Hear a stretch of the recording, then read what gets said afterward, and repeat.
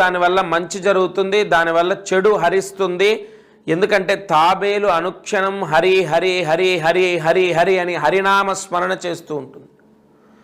అటువంటి జపం చేసేటటువంటి ఏ జీవి ఇంట్లో ఉన్నా ఒక అద్భుత యోగాన్ని యజమాని పొందుతాడు. ఇదేమి కబుర్లు కాదండి, సత్యమే మాట్లాడుతున్నాను, ఇది నిజం. శాస్త్రాన్ని పట్టుకొని చెప్తున్నాను, నా సొంత కవిత్వం కాదు. ఇంట్లో తాబేలు ఉంటే అష్టైశ్వర్యాలు సిద్ధిస్తాయి.